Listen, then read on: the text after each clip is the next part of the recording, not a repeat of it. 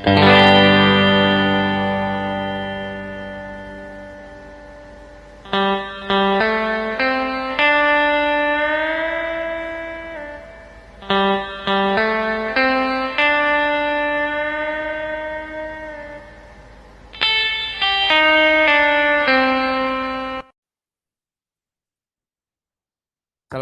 warahmatullahi wabarakatuh. Kami dari kelompok 7 Hipidang Gresik akan mempresentasikan tentang aplikasi proyek SafeScore dengan nama kelompok yaitu Abi Abdul Kudus, Fadil Dimanstia, Rika Amanda, dan Nisa Putri. Next. Untuk definisi dan latar belakang aplikasi SafeScore sendiri, SafeScore itu adalah rancangan aplikasi sebagai media pelaporan ketidakdisiplinan karyawan di lingkungan kerja.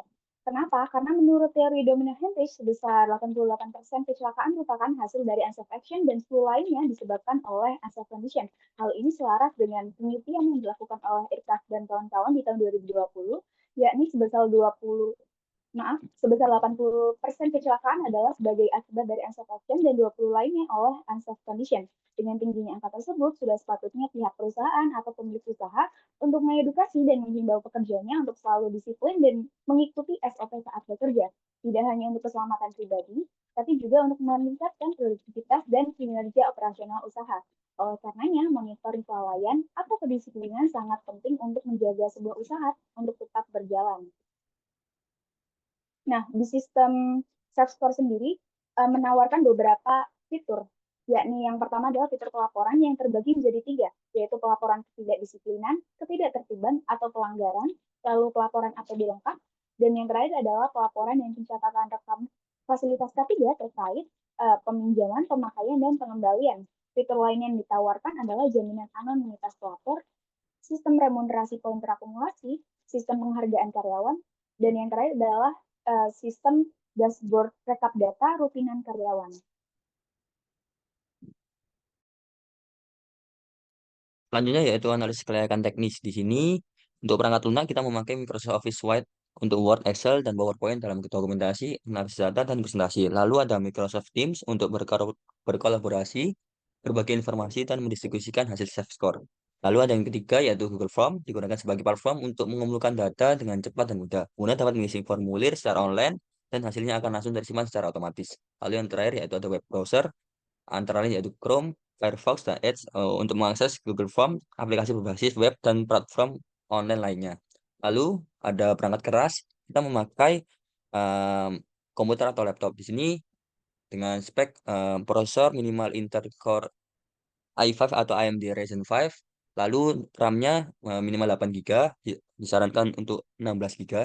Lalu untuk storage SSD-nya 256 GB atau lebih. Untuk jaringannya GB network dan sistem operasi memakai Windows 10 atau Mac iOS. Lalu untuk perangkat keras pada karyawan yaitu memakai handphone dengan spek prosesor minimal Qualcomm Snapdragon 665 atau Apple i11 Bionic atau iPhone 8 ke atas. Lalu untuk memorinya kita memakai minimal 4 GB RAM untuk Android dan 3 GB RAM untuk iOS. Lalu ada storage minimal 64 GB storage internal untuk Android dan iOS. Lalu untuk networknya yaitu dukungan jaringan 4G Lite atau lebih tinggi. Lalu yang terakhir yaitu sistem operasi minimal Android 10 atau iOS 13. Thanks. Lalu ada analisis kelayakan ekonomi dengan total kebutuhan anggaran dana dalam perancangan sistem aplikasi SafeScore adalah 162 juta. Terdapat beberapa perangkat, yaitu ada perangkat keras, ada server, jaringan, dan infrastruktur, serta komputer atau workstation developer. Lalu ada perangkat lunak, yaitu pengembangan aplikasi, desain UI atau UX, dan biaya lisensi dan subscription tools, serta maintenance dan updates. Lalu untuk pelatihan, ada pelatihan tim pengembang, pelatihan pengguna akhir, dan materi pelatihan dan komunikasi. Lalu ada implementasi, yaitu biaya instalasi dan konfigurasi sistem, pengujian dan quality assurance, migrasi data, lalu dan dukungan pasca implementasi. Untuk analisis kelayakan operasional, yaitu fleksibilitas pelaporan atau penggunaan. Lalu dengan intensif yang jelas, pekerja akan lebih terdorong untuk melaporkan tindakan ketidakdisiplinan dan berkontribusi. Kemudian meningkatkan transparansi dan akuntabilitas. Lalu efisiensi dalam pemantauan dan pengolahan data, serta penyesuaian dengan standar keselamatan perusahaan. Next.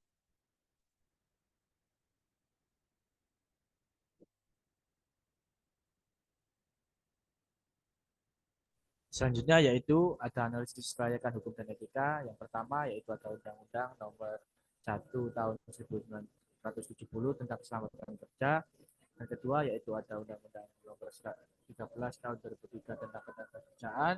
Dan yang ketiga yaitu ada Permenaker Nomor 5 Tahun 2015 tentang penerapan SMK 3. Dan yang keempat yaitu ada PP 082 tentang tahun 2012 tentang penyelenggaraan sistem dan transaksi elektronik. Next. Untuk analisis kelayakan sendiri, untuk jadwal bisa dilihat di samping.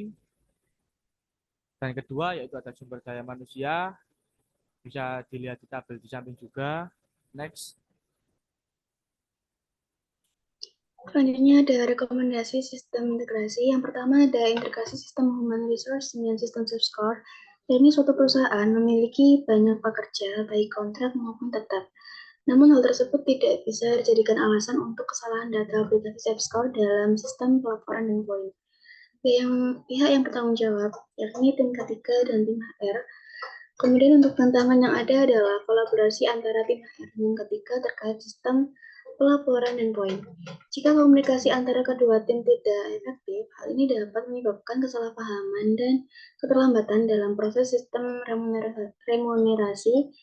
Kemudian untuk pendekatan yang diterapkan menggunakan REST API untuk menghubungkan sistem SafeScore dengan sistem HR sebagai perantara yang menyederhanakan pengambilan, sinkronisasi, dan pengelolaan data antara kedua sistem, sehingga memungkinkan sistem SafeScore dan HR berbagi data dengan baik dan mendukung manajemen kerja serta keselamatan kerja yang lebih bagus. Diharapkan dengan adanya integrasi ini dapat memberikan dan menilai keputusan adil untuk karyawan yang memenuhi standar ketika dengan menukarkan poin laporan, terakumulasi, pemberian SP otomatis untuk pelanggaran ketika, serta peningkatan kepatuhan terhadap standar ketika hingga 35%. Next.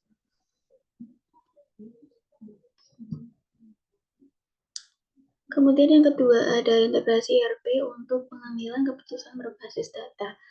Yakni integrasi ERP untuk pengambilan keputusan berbasis data ini melibatkan pengumpulan, pengolahan, dan analisis data dari berbagai modul dalam sistem ERP, sehingga informasi yang akurat dan relevan dapat digunakan untuk mendukung proses pengambilan keputusan untuk kasus pelaporan terkait.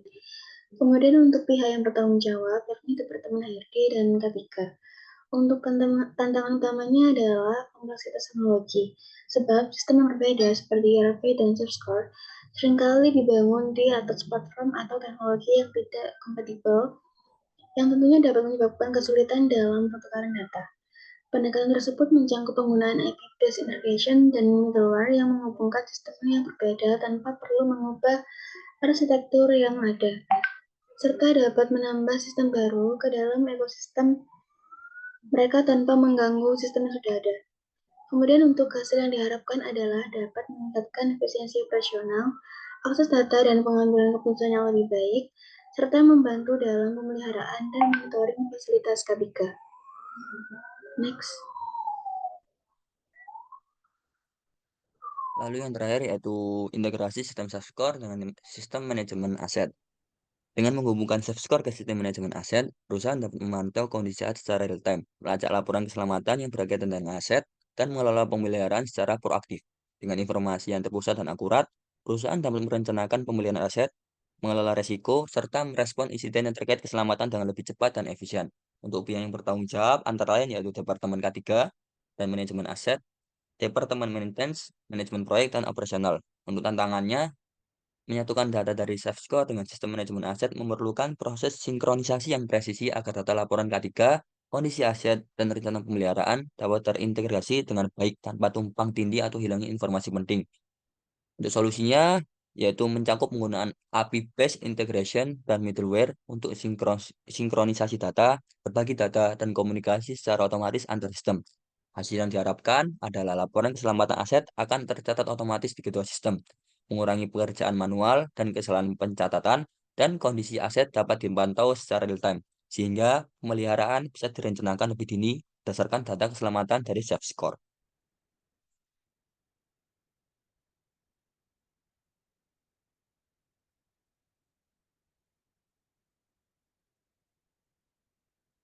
Mungkin sekian dari presentasi dari kelompok kami. Mohon maaf bila ada salah kata. Wassalamualaikum warahmatullahi wabarakatuh.